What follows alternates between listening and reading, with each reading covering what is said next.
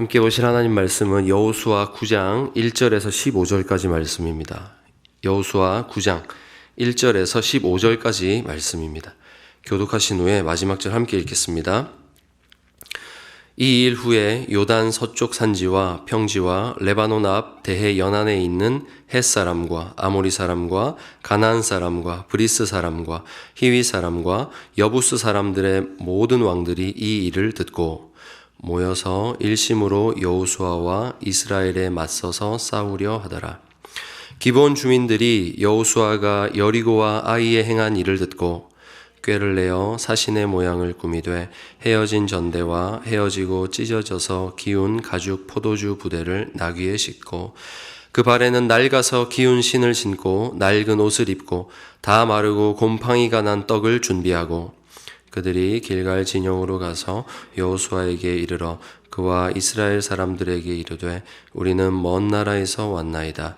이제 우리와 조약을 맺읍시다 하니 이스라엘 사람들이 히위 사람에게 이르되 너희가 우리 가운데 거주하는 듯하니 우리가 어떻게 너희와 조약을 맺을 수 있으랴 하나 그들이 여호수아에게 이르되 우리는 당신의 종들이니이다 하매 여호수아가 그들에게 묻되 너희는 누구며 어디서 왔느냐 하니 그들이 여호수아에게 대답하되 종들은 당신의 하나님 여호와의 이름으로 말미암아 심히 먼 나라에서 왔사오니 이는 우리가 그의 소문과 그가 애굽에서 행하신 모든 일을 들으며 또 그가 요단 동쪽에 있는 아모리 사람의 두 왕들 곧 헤스본 왕 시온과 아스타롯에 있는 바산 왕 옥에게 행한 모든 일을 들었음이니이다.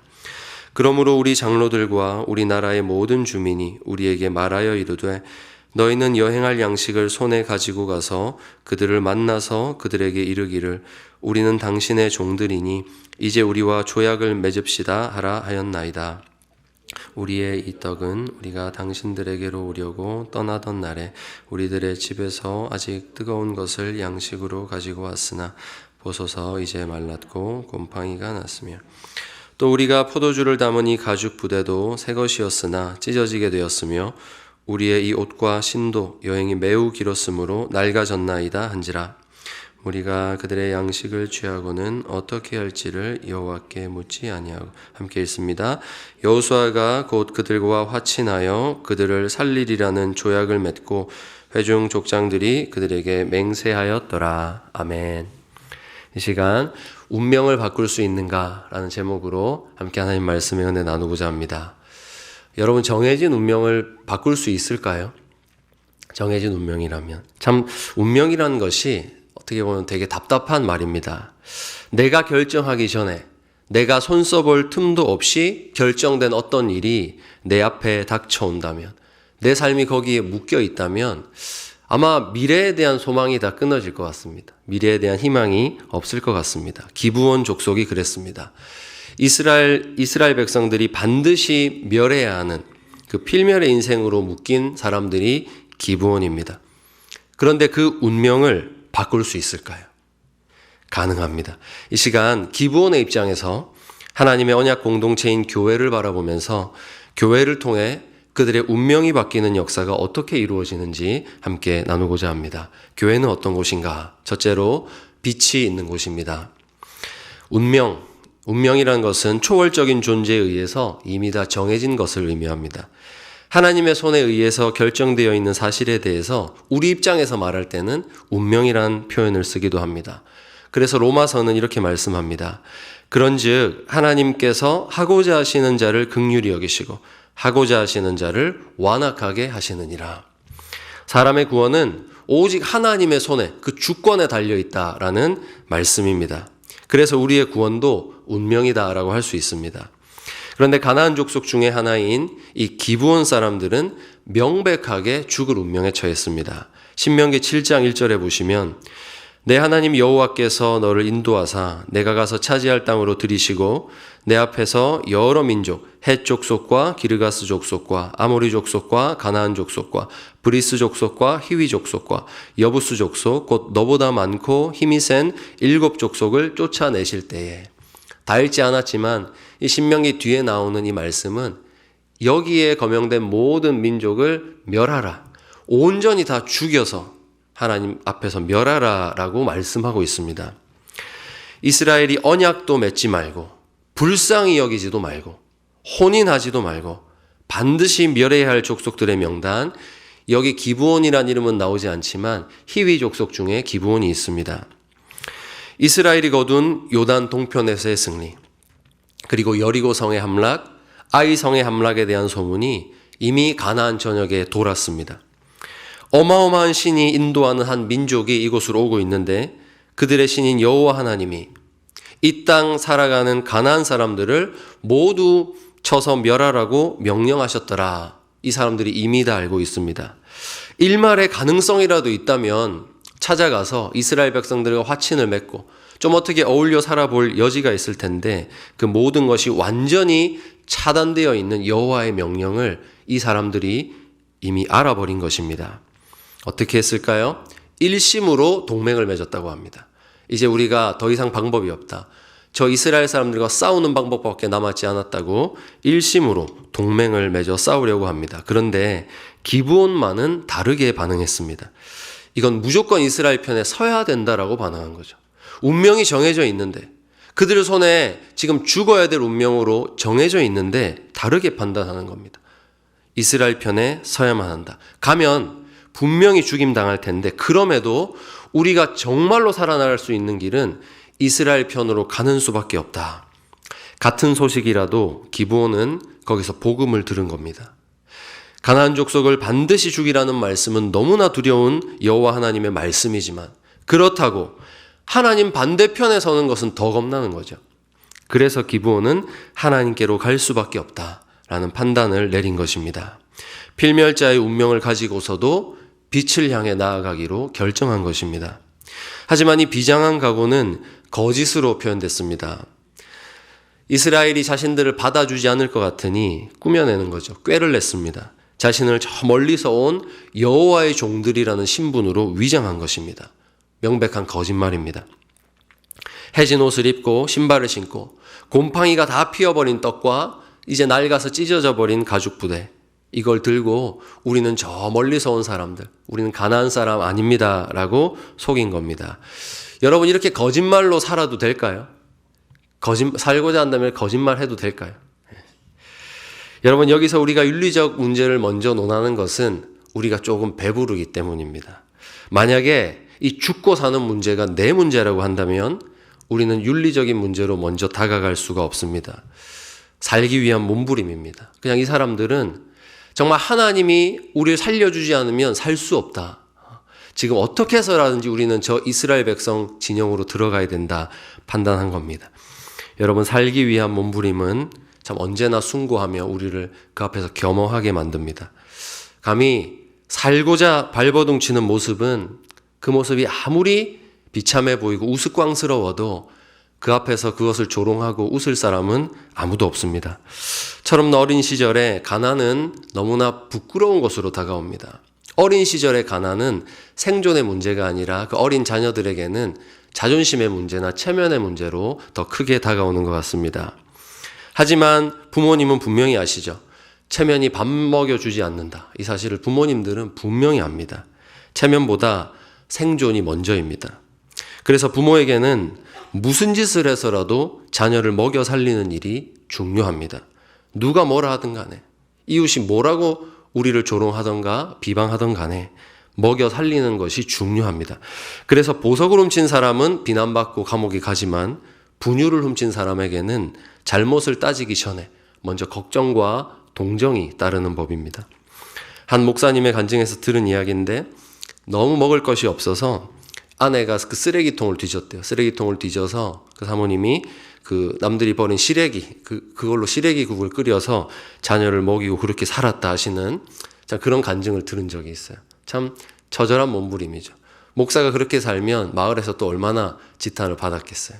참 조롱도 많이 받았을 것이고 힘들었을 겁니다. 하지만 그 처절한 몸부림이 이제 저도 부모가 되어보니 참 경이롭습니다. 그렇게라도 살아남아야 되는 겁니다. 기브온도 마찬가지입니다. 그들은 정말 처절하게 살고자 했습니다. 비록 그 방법이 온 민족이 사기극을 벌이는 형태로 나타났지만 이 기브온의 몸부림은 그 앞에서 저를 돌아보게 만듭니다. 나는 생명을 얻는 길 앞에서 너무 쉽게 포기하진 않았는가? 닫혀진 문 앞에서 너무 쉽게 포기한 채 그것이 혹시 두드리면 열릴 수 있는 문인데 내가 두드려 보지도 않고 발길을 돌리지 않았는가? 한 번만 더 복음을 전해보면 좋을 텐데 저 사람 너무 강경한 반응에 그냥 이 정도면 됐다 하고 생명을 전해야 될 발걸음에서 물러서진 않았는가? 신약의 많은 인물들이 떠올랐습니다. 여리고성에 예수님이 오신다는 소식이 들려옵니다.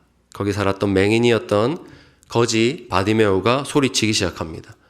비록 볼 수 없는 인생이지만 내 인생에 빛이 되어주실 그분이 오신다는 소식에 꼭 만나야겠다. 이 마음밖에 들지 않는 겁니다. 그분을 부르기 시작합니다. 다윗의 자손 예수여, 나를 불쌍히 여기소서 외칠 때 많은 사람들이 감히 너 따위가 만날 예수님이 아니다. 그를 꾸짖어 잠잠하라 말합니다. 그런데 어디서 이런 용기가 나오는 걸까요? 사람들에 의해서 이 기회를 놓치겠다 싶으니까 내가 당신들 때문에 이 기회 놓칠 수 없다. 오히려 더욱 크게 소리를 질러서 예수님의 이름을 부릅니다. 다윗의 자손 예수여, 나를 불쌍히 여기소서. 예수님이 자신을 발견할 때까지 소리를 질렀습니다. 남들이 뭐라 하든 어떤 압력을 가하든 이게 중요한 게 아닙니다. 정말로 생명의 빛을 본 사람에게는 그 빛을 향해 나아가는 것이 가장 중요합니다. 살아야 됩니다. 절대 물러서서는 안 되는 길입니다. 사랑하는 여러분, 살고자 하는 것은 이런 것입니다. 예수님을 향하여 이런 간절함이 있어야 되는 겁니다. 내가 살 수 있는 유일한 길이 있는데 무슨 부끄러움이 있고 체면이 있습니까? 오늘 말씀으로 확인하는 바는 나를 향하여서 사망 선고가 내려졌다 할지라도 주님, 저 좀 살려주세요 하고 예수님에게 그저 몸을 들이미는 그 사람은 예수님이 살려주신다는 겁니다. 어떤 벽 앞에서도 하나님께 들이미는 성도가 되시기를 축복합니다. 포기하지 말고 살려달라 외치십시오. 나를 둘러싼 환경은 이미 네가 망했다, 가능성이 없다라고 말할 수 있습니다. 그럼에도 오늘도 우리를 생명으로 부르시는 하나님 앞에서 살기 위해서 다시 한번 매달려 보시는 성도님들이 되시기를 바랍니다. 둘째로 교회는 책임져 주는 곳입니다. 비록 거짓말이었지만 기브온 족속들은 일단 들어왔습니다. 조약을 맺고 이스라엘 백성 중에 들어왔습니다. 그런데 너무 감사하게도 이 기브온이 받아들여진 공동체, 그곳은 책임지는 공동체였습니다. 안타깝게도 거짓은 오래가지 못했습니다. 이스라엘이 지금 요단강을 건너서 길갈의 진을 치고 있습니다. 아직도 길갈의 진을 치고 있는데 거기서 출발해서 이제 가나안을 정복하기 위해서 가나안 남부로 들어가는 길목에 한 사흘쯤 걷다 보니까 그 길목에 성읍들이 나타납니다. 네 성읍이 나타났는데 그 성읍이 그비라와 부에롯과 기랏 여아림 그리고 기브온이었습니다. 자, 여기에 도착하고 보니까 이제서야 그들의 정체가 밝혀진 거예요. 멀리서 온 줄 알았던 사람들이 여기가 자기 집이라는 거예요. 가나안 족속들이었습니다. 그들은 멀리서 온 것이 아니라 하나님께서 반드시 멸하라 하셨던 그 족속들이었습니다. 이스라엘에게는 난리가 났습니다. 왜냐하면 이스라엘에게는 너무나 커다란 트라우마가 있기 때문입니다. 바로 얼마 전에 있었던 아이성 전투입니다. 여러분, 여리고 전투의 승리로 감격하면서 이제 가나안 우리 것이다 진격하고 있던 이스라엘 백성들이 그보다 훨씬 작은 성읍 아이성을 공격했다가 패배하고 백성들의 마음이 물같이 녹아버렸던 사건이 있었습니다. 이유는 단 하나입니다. 여리고를 진멸하고 그 모든 것을 하나님께 온전히 바쳐라. 거기 살아있는 모든 것은 죽이고 그 물건들은 모두 하나님께 바치라라고 말씀을 하셨는데 수많은 이스라엘 백성 중에 단 한 사람 아간이 시날산의 외투와 은과 금에 눈이 멀어서 그 한 사람이 그 물건을 숨겨서 자기 것으로 감추어 두었다가 이 일이 벌어졌습니다.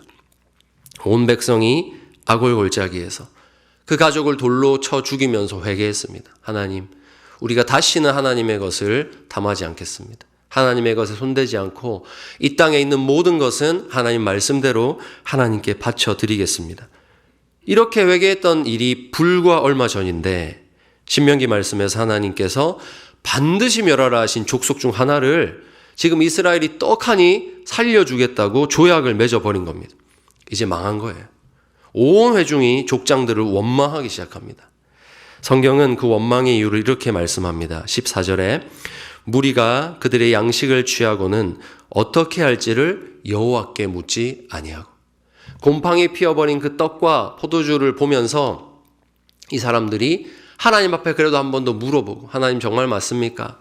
묻고 기도하지 않고 그냥 그것만 보고 멀리서 온 사람이 맞구나, 여호와의 종이구나 했기 때문입니다. 그들의 눈에 보이는 대로만 판단해버렸기 때문에 그 실체를 알아보지 못했다는 겁니다. 아이성에서의 승리에 너무 도취해서일까요? 늘 여호와께 묻던 여호수아도 그만 여기서는 묻지 않고 조약을 맺어버립니다. 누구를 탓하겠습니까? 그런데 하나님은 어떤 분이신가? 그 백성이 하나님께 묻지도 않고 하나님의 이름으로 그냥 덜컥 맺어버린 조약 때문에 자신의 결정을 바꾸어 주는 분입니다.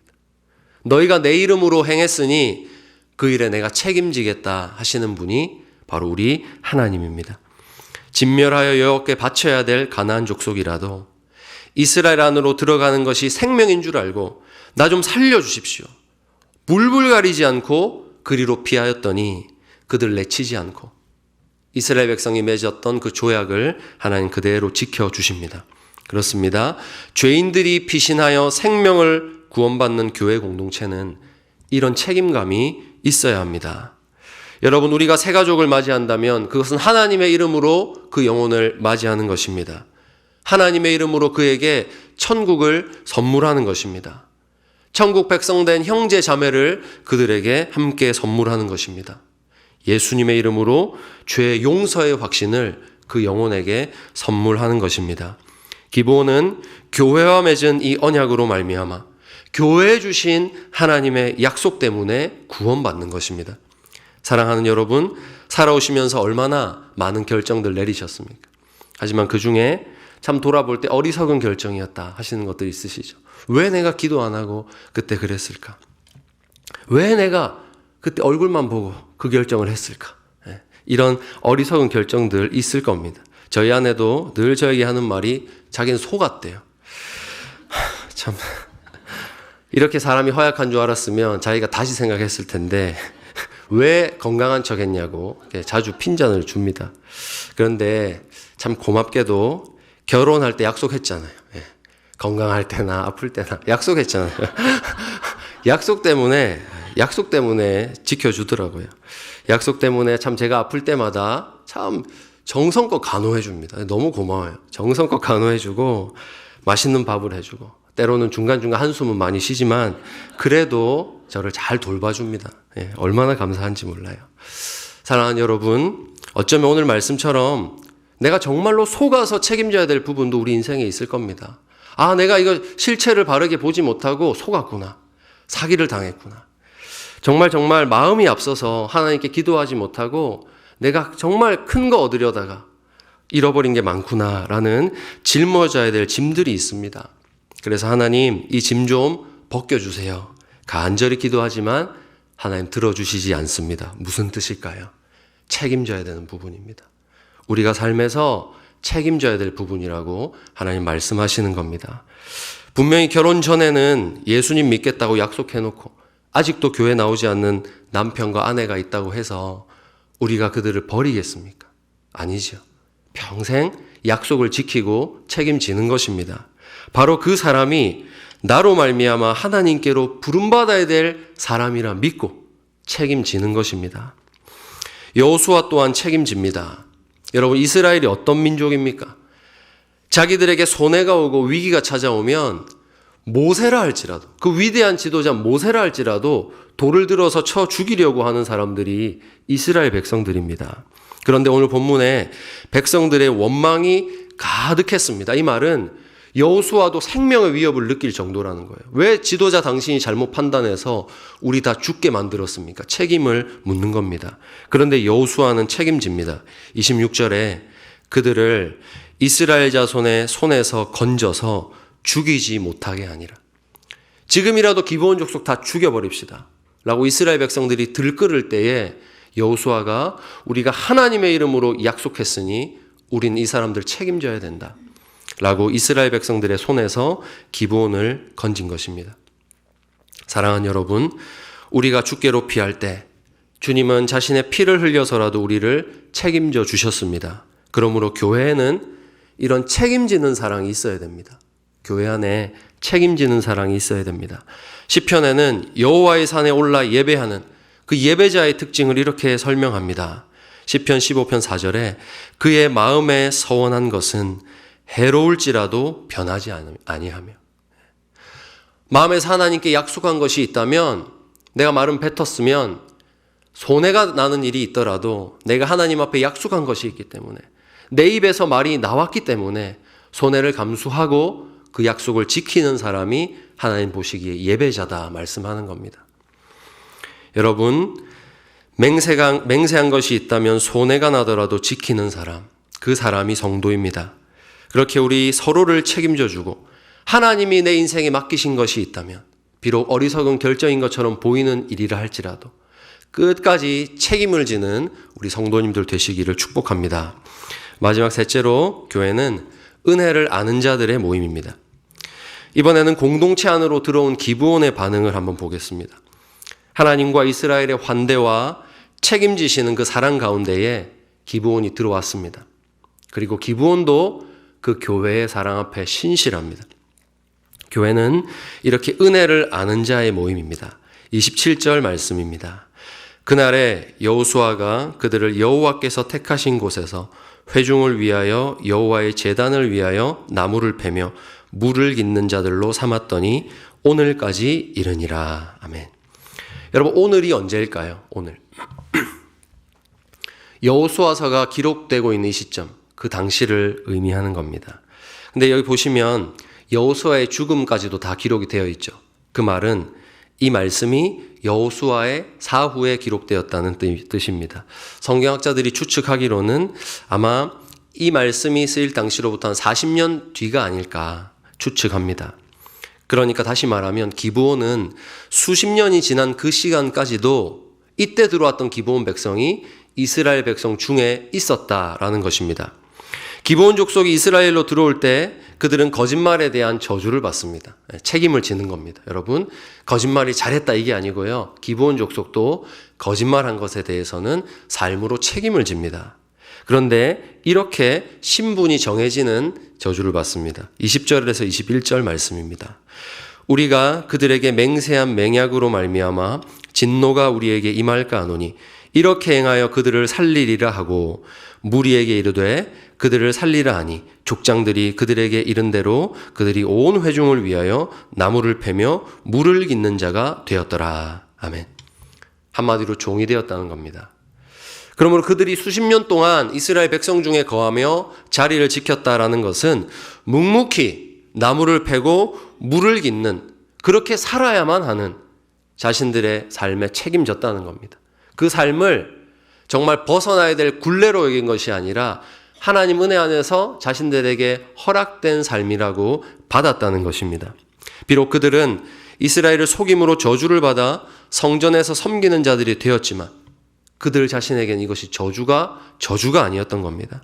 생명의 빛을 받았으니 허드렛 일도 하나님 앞에서 너무나 감사한 일이 되는 것입니다. 사랑하는 여러분, 우리 또한 멸망받아 마땅한 인생이었습니다.